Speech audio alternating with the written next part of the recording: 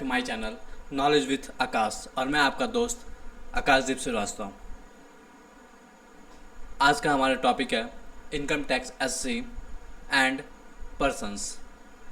आज के इस वीडियो में हम जानने की कोशिश करेंगे इनकम टैक्स एससी का मतलब क्या होता है और पर्सन्स का मतलब क्या होता है as per income tax act.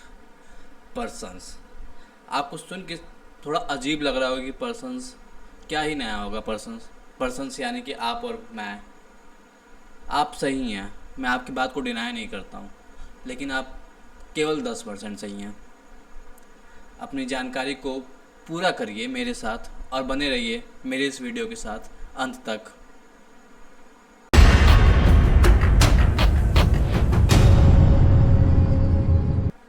Income tax SSC, इस वर्ड को हम दो भागों में तोड़ते हैं, इनकम टैक्स और एसएससी। इनकम टैक्स वर्ड से तो आप भली भांति परिचित होंगे, आपके अगल बगल कोई ना कोई ज़रूर ऐसा होगा जो इनकम टैक्स भर रहा होगा। अब ये एसएससी क्या होता है? एसएससी जो वर्ड है वो आया है एसएस वर्ड से। एसएस वर्ड का हिंदी में मीनिंग होता है आकलन करना। तो जिसका हम आकलन करते हैं उसको कहते हैं हम एसएससी, और जिसकी इनकम पे लगने वाले टैक्स का हम आकलन करें उसको हम कहते हैं income tax SSC. Income tax SSC को हमारे इनकम टैक्स एक्ट 1961 में सेक्शन 2 सबसेक्शन 7 में डिफाइन किया गया है। उसके according an income tax SSC as everyone liable to pay tax for any earned income or incurred loss in a single assessment year। मतलब everyone means हर एक person जो कि सिंगल असेसमेंट ईयर में लायबल है टैक्स पे करने के लिए अपनी कमाई हुई इनकम पे, या फिर वो उस सिंगल असेसमेंट ईयर में लॉस इनकर्ड करता है, वो हर एक पर्सन इनकम टैक्स एसएससी होता है। सो आई होप आप सबका इनकम टैक्स एसएससी वाला कन्फ्यूज़न ज़रूर दूर हुआ होगा। लेकिन इस कन्फ्यूज़न के दूर होने के साथ साथ आपको एक और नई कन्फ्यूज़न स्टार्ट हो गई होगी कि ये असेसमेंट ईयर क्या होता है। तो असेसमेंट ईयर को जानने के लिए आप मेरा अगला वीडियो देखिएगा। उससे पहले हम आज ये जानने की कोशिश करते हैं कि कौन से ऐसे पर्सन हैं जो कि इनकम टैक्स एसएससी होते हैं।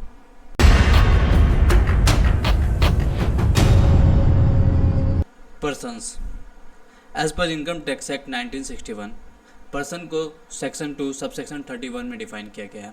According to this section person को 7 भागों में कैटेगराइज किया जाता है: individual, HUF, AOP BOI, company, firm, local authority और आर्टिफिशियल जुडिशियल पर्सन। इसके साथ ही आपका एक और कन्फ्यूजन स्टार्ट हो गया होगा, भाई इतने पर्सन्स के नाम तो गिनवा दिए हो, लेकिन ये लोग होते कौन हैं? तो मैं हूं ना आपको ये सब समझाने के लिए। आइए एक एक करके ये सारी चीज़ें आराम से समझते हैं।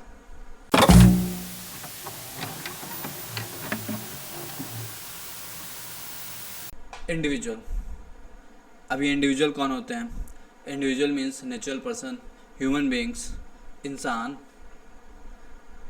इस individual includes everyone, male, female, minor child, हर कोई इंडिविजुअल होता है। वैसे minor child competent to contract होता नहीं है, लेकिन उसकी इनकम मैक्सिमम टाइम क्लब कर दी जाती है उनके पेरेंट्स की इनकम के साथ। लेकिन अगर उनकी इनकम टैक्सेबल होती है उनके हैंड में, तो उस केस में माइनर चाइल्ड की इनकम उनके लीगल गार्जियन के थ्रू फाइल होती है।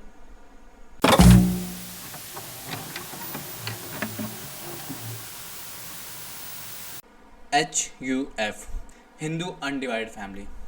जैसा कि नाम ही सजेस्ट कर रहा है, ये किसी हिंदू की फैमिली के बारे में बात की जा रही है।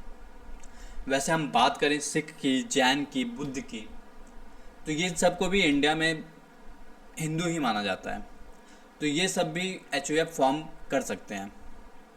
अगर हम बात करें HUF की, तो HUF का कॉन्सेप्ट हमारे एंशिएंट हिंदू लॉ से आया हुआ है, और वहाँ पे 2 तरह के स्कूल ऑफ लॉ चलते थे। एक को हम मिताक्षरा और दूसरे को दयाभागा कहते हैं।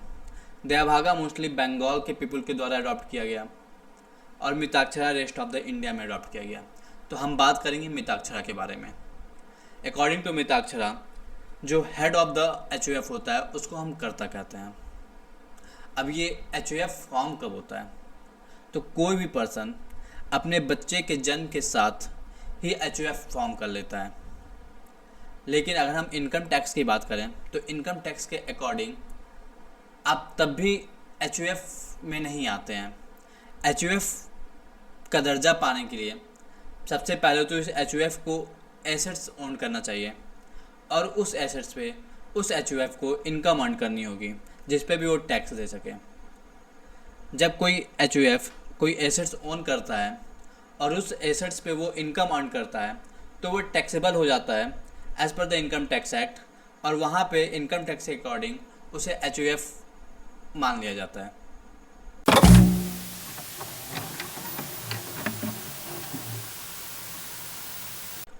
पार्टनरशिप फर्म, इसको ऐसा समझते हैं कुछ पर्सन मिलकर के कोई बिजनेस स्टार्ट करते हैं और वो इस बात पे राजी होते हैं कि उससे होने वाली इनकम को वो आपस में बांट लेंगे।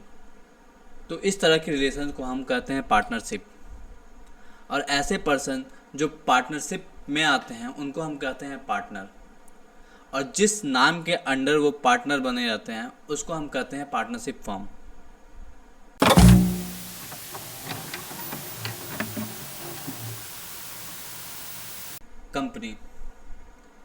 कंपनी को हम आर्टिफिशियल पर्सन भी कह सकते हैं जो कि इनविजिबल होता है, जिसे हम देख नहीं सकते हैं, और इसको फॉर्म किसी लॉ के तहत या किसी लॉ के द्वारा किया जाता है।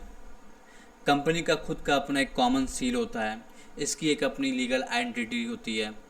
कंपनी पूरी तरीके से एक अलग पर्सनालिटी होती है, वो अपने काम के लिए पूरी तरीके से खुद लायबल होती है।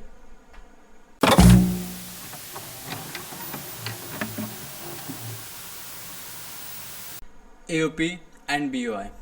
AOP means Association of Person and BOI means Body of Individual.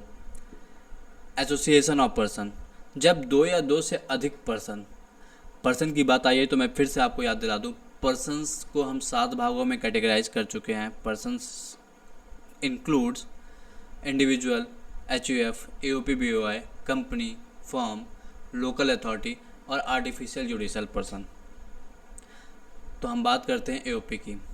जब 2 या 2 से अधिक पर्सन मिल के कोई एक्टिविटीज़ करते हैं ताकि वो कोई इनकम अर्न कर सकें तो वहाँ पे वो एक AOP को फॉर्म करते हैं। अब हम बात करते हैं बॉडी ऑफ इंडिविजुअल की। जब 2 या 2 से अधिक इंडिविजुअल मिलके कोई एक ऐसी एक्टिविटी फॉर्म करते हैं जिस पे वो इनकम अर्न कर सकें तो उसको हम कहते हैं body of individual.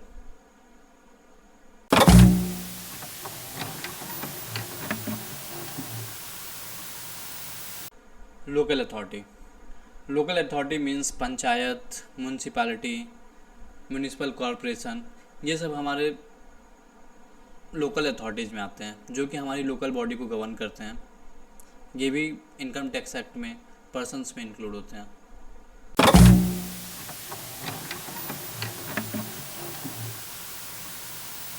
Artificial judicial person, ऐसे पर्सन जो कि नेचुरल पर्सन नहीं हैं लेकिन उनकी एक लीगल आइडेंटिटी है in the eyes of law, उनको हम आर्टिफिशियल जुडिशियल पर्सन करते हैं। इन पर्सन को डायरेक्टली स्यू नहीं किया जा सकता है लेकिन इनको हम स्यू कर सकते हैं उस पर्सन को जो कि इनको मैनेज कर रहे होते हैं। अगर हम आर्टिफिशियल जुडिशियल पर्सन के एग्जांपल्स की बात करें तो इसमें चैरिटेबल ट्रस्ट, यूनिवर्सिटीज़, ये सब आ जाते हैं। तो फ्रेंड्स, आई होप आपको इनकम टैक्स एसएससी और पर्सन्स ये दोनों काफ़ी अच्छे से समझ में आ ही गए होंगे। तो ऐसे ही अपनी नॉलेज को और बढ़ाने के लिए आप मेरे वीडियो के साथ जुड़े रहिए और मेरा साथ देते रहिए। तब तक के लिए धन्यवाद। मिलते हैं आपसे अगले वीडियो में। Bye bye.